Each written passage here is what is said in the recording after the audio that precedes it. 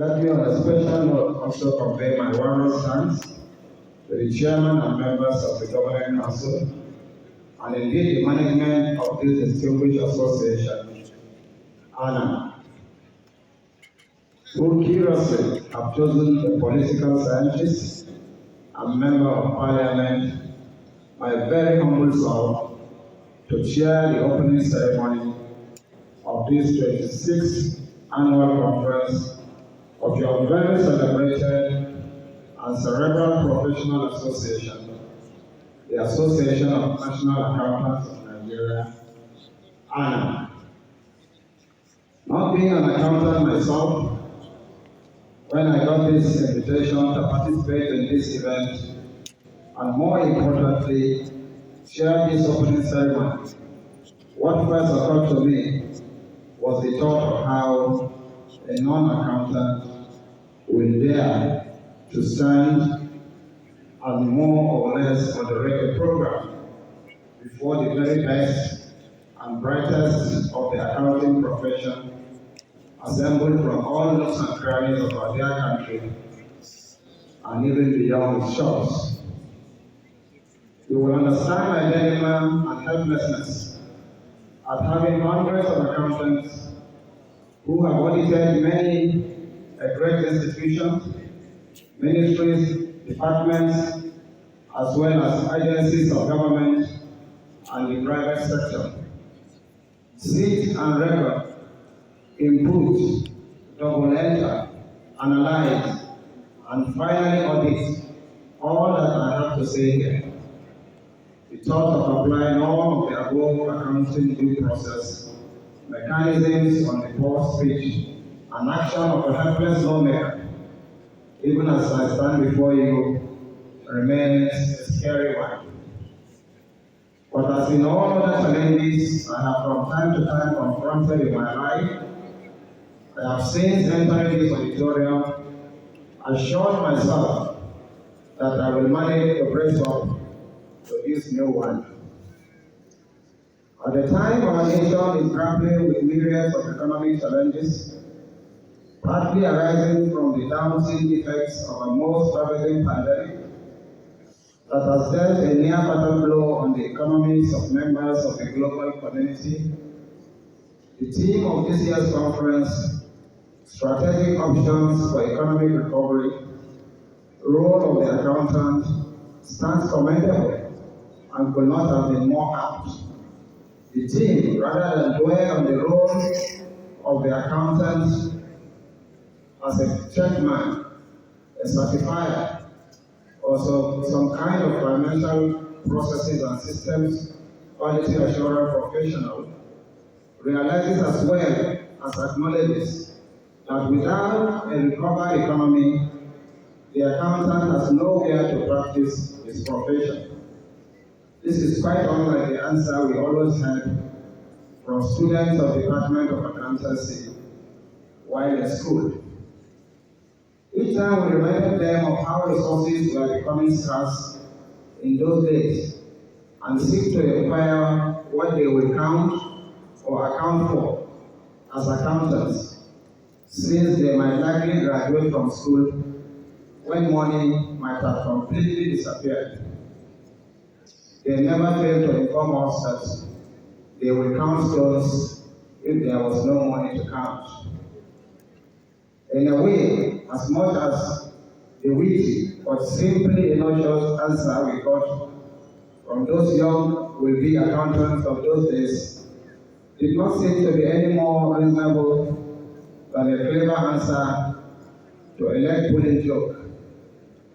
It does not seem, after all, that answer fits the accountant into his proper bill as a relevant solution provider for all situations and purposes in our everyday life. He is the conscience and consciousness of a nation that wants to get things right. He is the watchman of the financial empire of the world, the ever-record keeper of all the resources that nature and mankind have gifted life with, and above all, he is the policeman of bureaucracy on the organized public and private lives. The accountant, as we shall see from various discussions ahead of us in this conference, is everything to life. So as we gather to pour through the theme and the substance of this year's conference, we must not lose sight of the imperatives of the substance, which principally deal with the ability and necessity of the accountant himself to self-assess, to keep himself in check, and bind himself to a series of predetermined professional moral codes and ethical benchmarks that usually keep him focused on doing his job. As we say in popular parlance, without fear or favor. Not even for himself or for any members of his family. The above mindset speaks to the weekly in the string of activities which constitutes our national life and individual lifestyle. We are a nation of waste that also abhors accountability.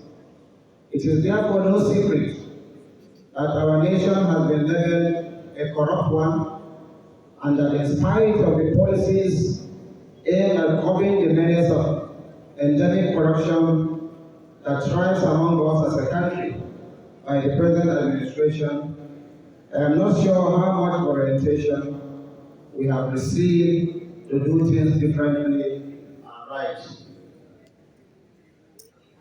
So as we listen to great men and women of learning, scholars and accounting professionals with deep experience and insight on the profession and activities of life, discuss the array of topics that have been earmarked for this conference, let us all be challenged to toe the line of the ethical precepts of this noble profession and professionals and be led, as it were, by the hand of the place they wish to lead us.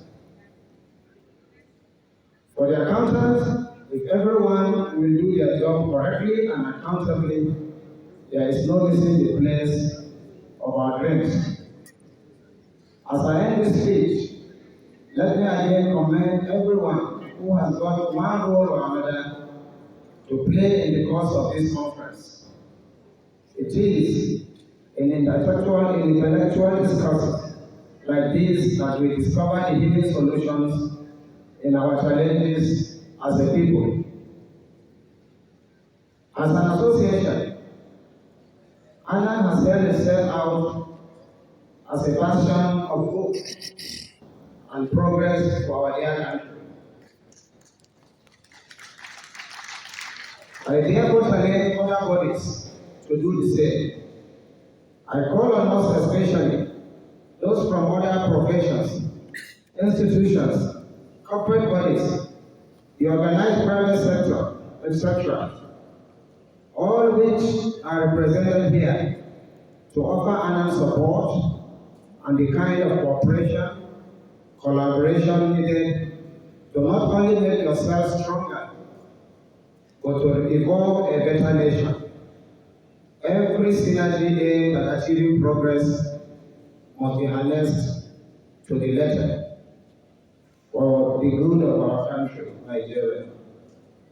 As a parliament, and particularly the ninth House of Representatives, led by His Excellency Speaker Femi Hakim Ajami-Amila, in line with his policy of synergizing for collective progress, as enunciated in his legislative agenda for this assembly, our doors and arms remain widely open for ideas and programs that will make for progress in our dear nation.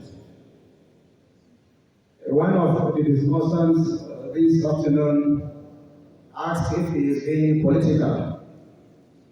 I would like to say yes, he is being political. And I would like to encourage the ethical accountants to participate in the democratic process by contesting elections at all levels so that they can contribute their culture more effectively in the democratic process for better transformation of our dear country.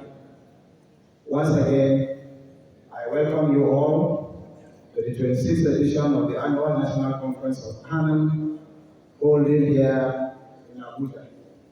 God bless you for coming. Enjoy your session. Thank you.